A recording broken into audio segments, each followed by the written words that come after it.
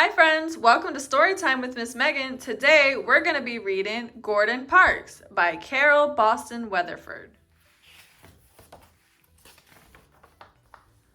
The youngest of 15, Parks arrives stillborn and is nearly left for dead until a dip in ice water bath shocks his tiny heart to beat. The baby is named for the man who saved his life, Dr. Gordon.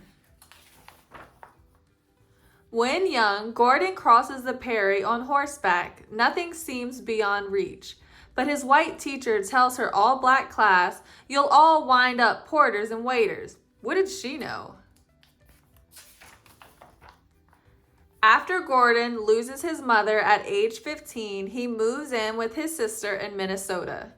Soon on his own, Gordon works odd jobs: busboy, piano player, and finally, porter and waiter.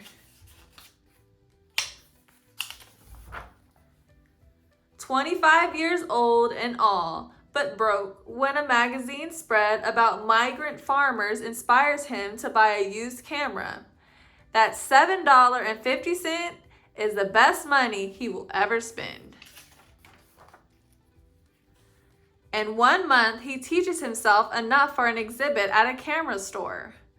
Soon, he is shooting fashion and portraits. One model tells him to take his camera to the big city. In Chicago, Gordon's shots of struggling families on the South Side win him a chance to be a government photographer. He leaves the Midwest and turns his camera on Washington. Gordon wonders, what should I shoot? "Search for a subject," says his boss. In the nation's capital, he passes the White House and the Supreme Court. In the shadow of the Capitol, he sees black families living in alley dwellings. He can see the blacks have it harder than whites. He passes statues, monuments, and memorials to mighty heroes, but there are enough photos of white men carved in marble and granite. He glimpses white-only signs in shops' windows and learns firsthand that even if there is no sign, it doesn't mean that a black man will be served. Boiling mad, Parks vows to lay bare racism with his lens. He shares his vision with his boss, who points him towards his subject. Talk to her, she knows the struggle. She is Ella Watson, a cleaning lady in the building where Parks works. She supports her grandchildren on just over $1,000 a year. The photographer follows her for weeks, home, church, and to work at 4 in the afternoon. After a long day, she studies the Bible with her family. Gordon takes pictures of her grandchildren too, dressing, eating, reading, playing, not yet knowing the racism that they will surely face. Over his long career, Gordon's photos will run in Vogue and Life magazines, their first black photographer. He will write novels, make movies, compose music and poetry, and be hailed a Renaissance man. But Gordon's most famous shot will be American Gothic.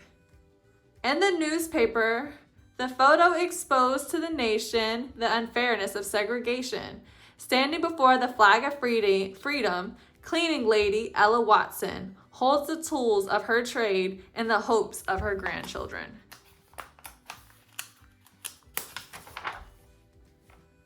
She knows all too well that the opportunities the flag symbolizes are denied her because of her skin color. Yet she dares to dream of and strive for better. Through Gordon's lens, her struggle gained a voice. You don't have to hear her story to know her prayer. The end.